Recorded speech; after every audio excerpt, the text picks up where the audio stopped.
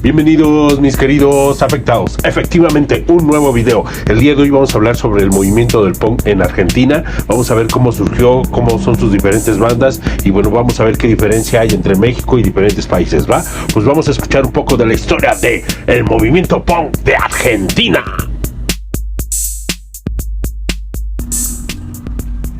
Punk en Argentina. En 1976 y 1983 comienzos durante la dictadura militar. En 1976 es el año en el que la música punk comenzó a surgir en el Reino Unido, con bandas como Sex Pistols, The Clash, y ese mismo año la dictadura militar, autodenominada como Proceso de Reorganización Nacional, comenzó en Argentina. El principal año ocasional en el proceso del rock nacional se realiza con la censura impuesta por el arrastrados sellos discográficos y medios de prensa. El intercambio informativo con el exterior dejó de fluir y en una época en la que el rock a nivel nacional sufrió sus mayores cambios en Argentina, quedó detenido el punk, el post-punk y el new wave. Las principales tendencias internacionales no llegarían a plasmar en Argentina, sino hasta después de la Guerra de Malvinas. En pleno apogeo mundial del punk, las bandas que se disputaban todo el público en Buenos Aires eran Serú Girán y Skinhead, ambas procedentes del rock progresivo con apertura hacia el jazz rock. El punk en esos años se abría un camino muy lentamente a través de pequeñas grietas informativas que llamaban la atención especialmente al público más joven. En Mordisco, la sección de música de revista Expreso Imaginario, justamente una revista comprometida con la cosmovisión hippie y rockera. Se editó en junio de 1978 la nota Punk, un extenso dossier firmado por el periodista Alfredo Rosso. El periodista comenzaba la presentación exponiendo la visión y características de los rockeros argentinos. La primera vez oí hablar sobre el punk, me dio asco, así nada más asco. Quienes eran esos tipos de pelo revuelto y ropa y rotas. Querían tirar abajo 10 años de polilla. Esforzaba evolución musical en sus tres tonos. Pero posteriormente presentaba una complejidad informativa sobre lo que pasaba en Inglaterra y en Estados Unidos. Esa nota despertó la imaginación de muchos jóvenes argentinos. Procesó que su completo en 1979, cuando se editaba El País Punk, La Muerte Joven, una crónica de escuela de punk de Lodiense de 1977, escrita en caliente en el periodista argentino Juan Carlos Keimen, quien vivía en Londres por esa época. En ese mismo año, en 1979, nace la primera banda de punk del país, Los Testículos, formada por Pedro Brown, a.k.a. Harry B., después de acostumbrarse a vacaciones europeas donde visitaba a su familia en Polonia. Y había pasado en Londres, llegó una gran variedad de discos de punk, de grupos casi desconocidos como Argentina en esta época, tales como los Sex Pistols, los The Clash, Strangle, The Jam, Buzzcocks, Generación X, Los Ramones, etc. Para Brown, que luchaba para dominar la guitarra, al descubrimiento de este estilo de música fue toda una epifanía, la cual configuró su futuro. Estilo para formar las bandas. Publicó un aviso en la revista Pleno al que respondían Sergio Gramática, el bajista, Beto Mafioso, con quien quedó completamente la banda. Tras el reemplazo del último Piltrafa como cantante y Gustavo Fossa aka Stuka como bajista, cambió su nombre como Los Violadores. No solo imitaban el sonido del punk rock, sino también la temática de sus letras, como Piltrafa traía desde su anterior banda como Rockabilly, Don Gato y su pandilla, y la canción como Represión, que desde los primeros shows se convirtió en un himno de la banda, como una letra de protesta totalmente explícita, que contrastaba como autocensura de las bandas solistas tradicionales, basada en jingle promocional de Montecol, que decía Montesí a la vuelta de su casa, Montecol a la vuelta de la esquina, pero cambiando las palabras como Mantecol, como represión. Además, Gramática también incursionó en la particular forma de transmisión de información, editando Vaselina, el primer fanzine de la Argentina. A fines de años de Abad Café Concert, propiedades del actor Esteban Melino, debuta en la segunda banda de punk de Buenos Aires, Los Laxantes, formada cuando Horacio Gamexán Villafane en unas vacaciones con Mar de Ajo y de forma asocerosa descubre simplemente como God Save the King. Sex Pistols en la fonola de la local de los Flippers. Realmente insular en la Argentina de época, en el enero de 1980 organizó el primer festival con el nombre de Al Tal Punk. Se iba a realizar un cabaret de Mojai, pero problemas técnicos terminaron trasladándose al sótano, de a un lado donde se fusionaba la peña folclórica y la cuesta. En ese show embriagaron, compartieron escenario con los violadores y los laxantes, además de performar cantante y la cantante Diana Nicole, que conocía punk rock de la primera mano para haber vivido los años en Ámsterdam, una banda de corta vida llamada Richie y sus Cooperas. En Gerli, por la misma época, surgen los Psicópatas, que influyó por la misma fuente escritas fundadas por su propio sello, Pelmazo Records, para autoproducirse lo que sería el primer single punk de Argentina, de su ocupación, con el lado B de Hippie, Japa, el primer himno anti-hippie del rock argentino, y se hicieron los 50 copias de las que regalaron 48.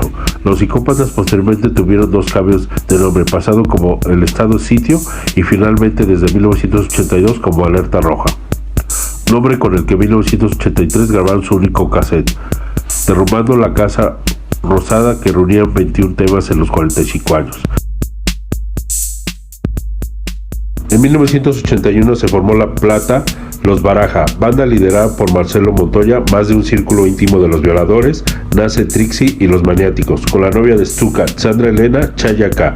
Trixie contando con el guitarrista con Robert Seran, más tarde bajista de los Violadores. Los hermanos como Juan Pablo, Alejandro Correa, dos de los primeros miembros de esa banda, consiguieron una organización de un ciclo de conciertos junto con un lugar más impensado, Le Chavalet, un restaurante francés que durante unos pocos meses albergó la movida punk en sus trasnoches de los fines de semana. Sus dueños eran artistas como Boto Jordan y Teresa Indoyaga. Jordan exponía sus cuadros en el lugar y la gente cenaba mientras Diana Nigro recitaba a un costado de un pequeño escenario donde tocaba.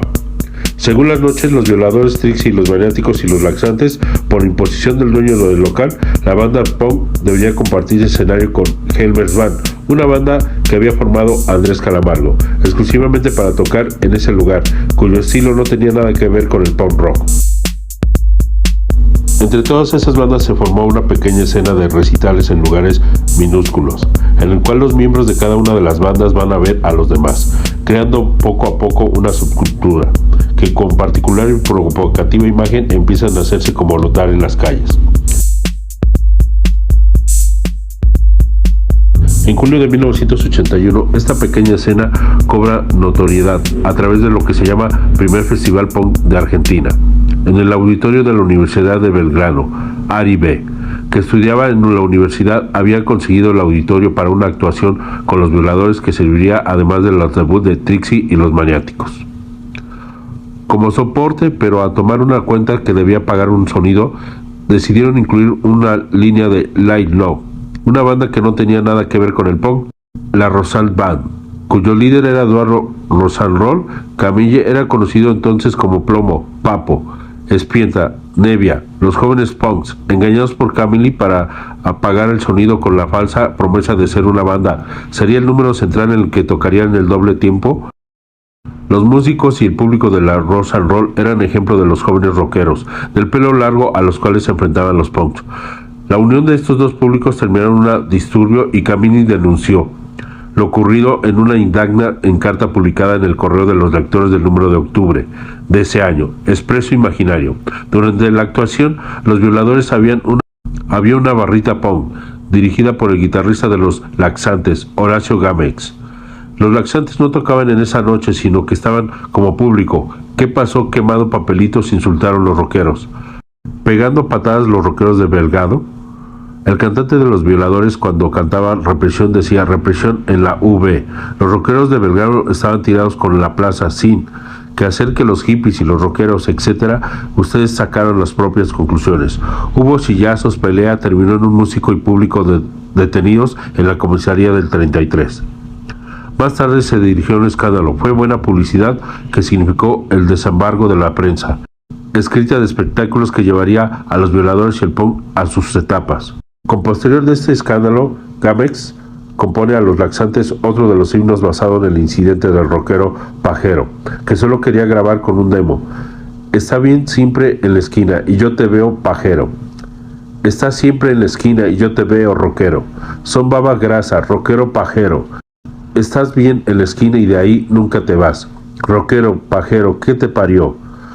Walt Disney. Este tipo de provocaciones consiguió el fin de perseguir a las bandas, enervante de la prensa, tradicional del rock nacional. Es celebrante la nota escrita como Gloria Guerrero para la revista Humor, The Punk's Gold, Hey, en la que acusaban de desingrar la generación de Woodstock con insultos y frases hirientes. Por parte de los violadores vistos ya con la banda representativa del punk argentino, comenzaron a tocar más seguido, desde 1982. Sus shows hacen habitualmente el Café Einstein, tocando casi todos los domingos, convirtiéndolo en el primer lugar donde los nuevos tribus urbanas como los punks y los darks comenzaron a darse cita, mostrando una peculiaridad estética. El Café Einstein había sido fundado a mediados de mayo de 1982, en plena guerra de Malvinas, por el actor teatral Omar Charon. El periodista Sergio Einstein, de la redacción del Expreso Imaginario, que conducía el programa radial del rock, El Tren Fantasma en la madrugada de Radio Rivadavia. El chef descendiente de alemanes, Luca Predan, que no tenía un hogar en Buenos Aires. Había hecho una gran amistad con los dueños. Llegó a dormir en el local en la casa de Sergio Einstein y tocaba prácticamente todos los días, los fines de semana, con Sumo.